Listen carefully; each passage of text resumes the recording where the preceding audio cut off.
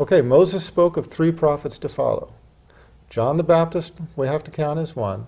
Jesus Christ we have to count as 2. And that leaves a 3rd. And then you find Jesus Christ speaking of a final prophet. And a lot of people are going to say, where did he do that? Where did Jesus Christ speak of the final prophet? Read my book and you'll know. But the point is, this is why Christianity is a messianic religion. For 2,000 years, people have been looking for the completion of the prediction. And that was the question in my mind. Moses spoke of 3, we have 2. Jesus spoke of the last one also. Mm-hmm.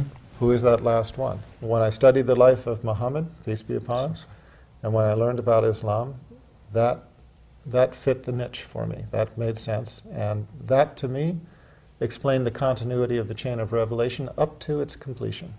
Tell us, Dr. Brown, we went from atheism to trying to make Christianity fit to Islam. They want to know what happened. How did you stumble across Islam and accept all the tenets and the teachings, and now you're a Muslim? Well, basically I had all of these unresolved questions in my mind. I believed in God as one God. I never believed in the Trinity. I believed in Jesus Christ as a man, mm-hmm. and as the man, the second to last, the one who predicted the final prophet. And I didn't believe in him as God or Son of God. I believed in the chain of prophethood. I believed in the mercy of our Creator, and I believed that our Creator would not leave mankind without guidance and without definitive guidance, guidance that once a person saw it is easy to understand and easy to make part of your life. I gave up on Christianity. Mm-hmm.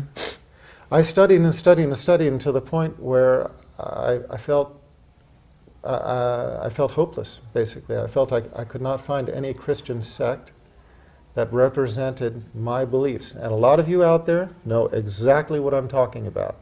A lot of you out there are in the exact same position. You have studied, you have looked, you have certain beliefs, you know what I'm talking about. You have not been able to find a church that in its completeness embodies those beliefs. And I'm just telling you that when I studied Islam, when I learned about Islam, read the Holy Quran, I read a book by Martin Lings called Muhammad, his life based on the earliest teachings. And those books just clarified everything for me. That's when I became Muslim. So, Dr. Brown, now you're a Muslim. Tell us, many people, they assume that, a Muslim is someone with a, well, you do have a beard, but a turban. I didn't always. Someone from living in Arabia. Well, you do live in Arabia. But tell us some of these stereotypes, some of these misconceptions people have. I'm sure you've dealt with them, but when we look at you, you're a doctor. You look like a very well-dressed, intelligent human being. Who wants what everyone else wants. Tell us, some of the misconceptions that people have and how this is far from the truth. Can you share some of these things that you've come across? And I think the easiest way I can put it is the observation of one of my Muslim friends.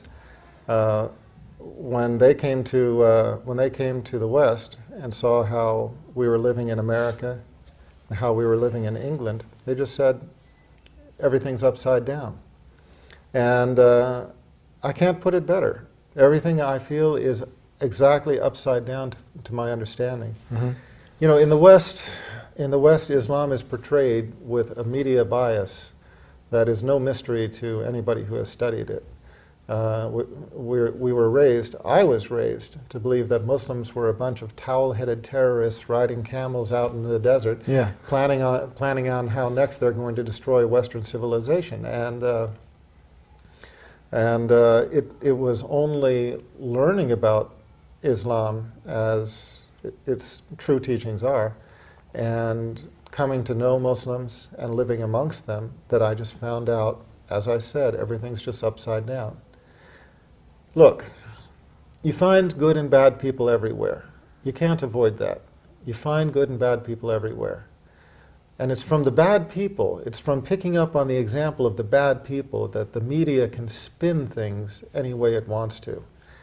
But the fact of the matter is, the vast majority of people in all walks of life are basically good people.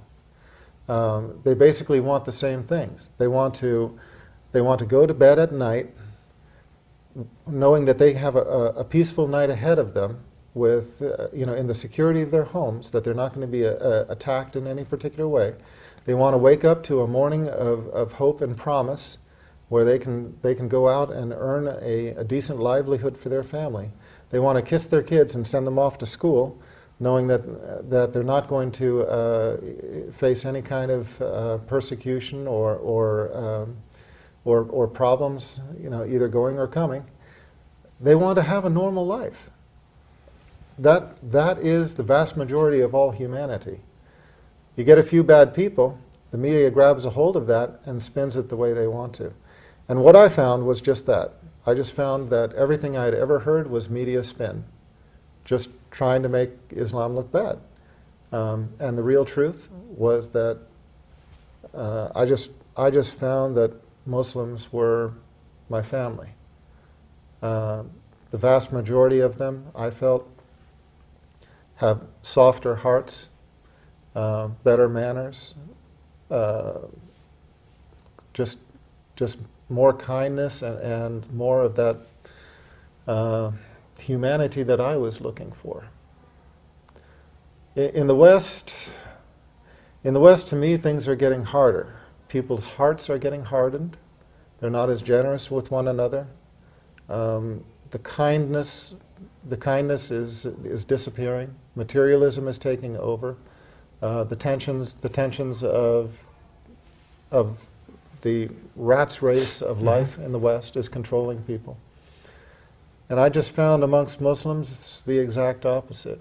I found these things I told you and more. And the living example of Islam, is an example of modesty.